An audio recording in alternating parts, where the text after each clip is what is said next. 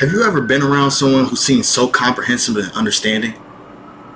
Was that person effective in communicating and thinking up solutions? How about their attitude? Were they intrinsically inclined to make everyone around them better and more focused? According to Stephen and his brother Sean Covey, these are skills of a highly effective individual. What's going on, YouTube? My name is Xavier Khalid. Mr. X, just get the name correct so I know that you respect. We over here on the consumer channel right now where I do my gaming and everything, and I have a book review for you guys today. Now, the last one we did was Psychology and Money. This one is the 7 Habits of Highly Effective People.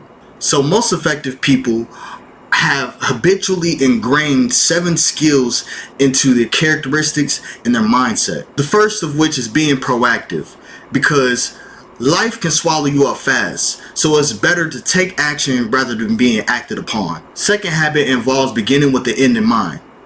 You must know your mission to be able to build correct principles that guide you towards your purpose. The third habit consists of putting first things first. Most people are too busy being distracted, and this makes a very ineffective person.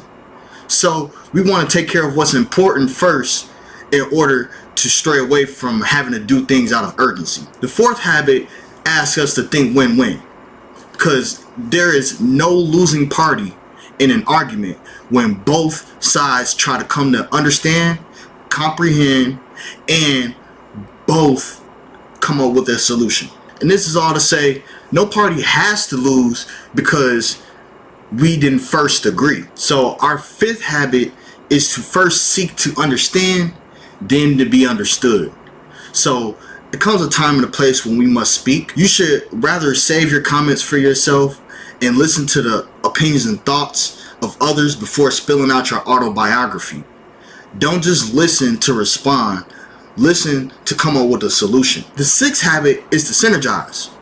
So what synergizing means is that we must use these habits in cohesion of each other in order to maximize full effectiveness. And the seventh habit promotes sharpening the saw, which in turns means to renew ourselves of mind, body, and spirit. We also need to socially and emotionally renew ourselves so we can get to our public victories, which is something that he talks about later in the book. So Stephen Covey and his brother Sean, who does the new insights on this updated version, split these habits into 2 groups.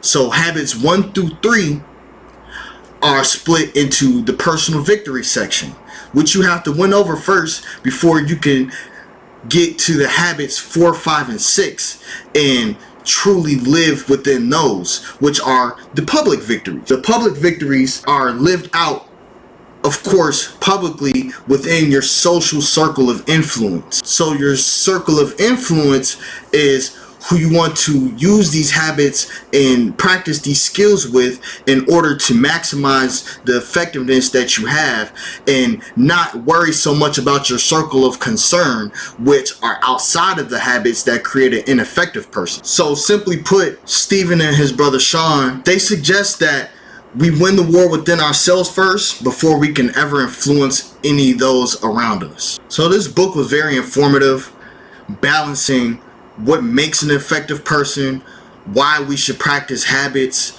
why these habits are effective, and even gives us personal stories in between that showcase the experience of these habits being put into practice. And not only do these habits get put into practice, but they're getting put into practice at a high level, dealing with businesses and banks and loans. There were plenty of work lessons in this book and graphs that encourages the reader to reflect upon their own dependencies and where they were at habitually. Are you a dependent person, an independent person, or interdependent person? Dependent people, they think so much of everything's happening to me, why me, and they tend to blame everything outside of themselves. Independent people can take on most of the brunt, though one thing that independent people cannot do that defines an interdependent person is lead a team.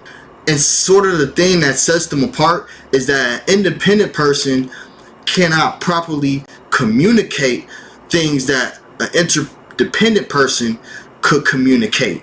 So that is what sort of gets them in a box, because they then lack the wherewithal to actually say, hey, okay, maybe I am not able to tell this person to do this, and that. Maybe I'm just good at my own job. Though they still get in these high level positions. So what the interdependent person does is they're able to get everyone mixed in and having all thoughts and opinions laid out on the table so we can evaluate. And they don't look at one thought or opinion being a bad thought or opinion.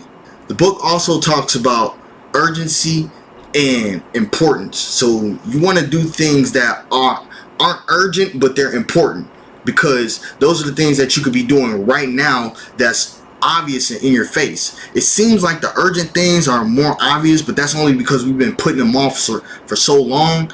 Now we have to come out into the forefront and say, no, I have to do what's important first, because I have a due date on this. And most times you're given notice before something becomes of urgency. So my favorite habit that I'm practicing right now currently is being proactive.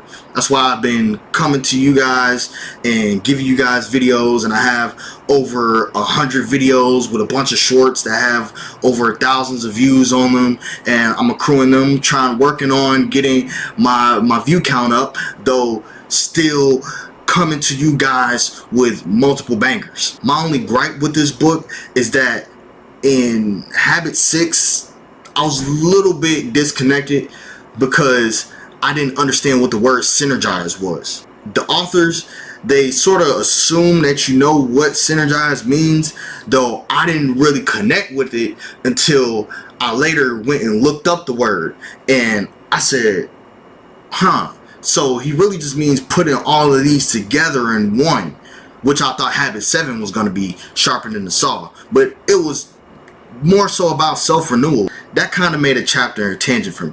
Overall, there's a reason why this book is a bestseller in business, self-help, and even studied at universities. It's effective. So with it being a very effective book, and I felt like it influenced me over these past couple months of me reading it, because I've been cycling through books, and I finally decided to read it in February, starting in February, and well, actually in January, though then I put it off in February. I was on the last chapter, and I finally stretched it out this week. So I'm gonna have to give this book a 9 out of 10 and call it a literary genius. It's been your boy Zay. Tell me how I did on the review. If you read this book, if you want to pick this book up, what would you rate it? What do you rate it? And you know, just share something in the comments that y'all like, man. It's been your boy Zay, Free World Ganganati. Thank y'all for rocking out with me. Keep holding it down. Make sure you like, share, comment, subscribe. Do what you do to any old regular YouTube video, and I'm gonna see y'all on the next one. The saga continues. Peace.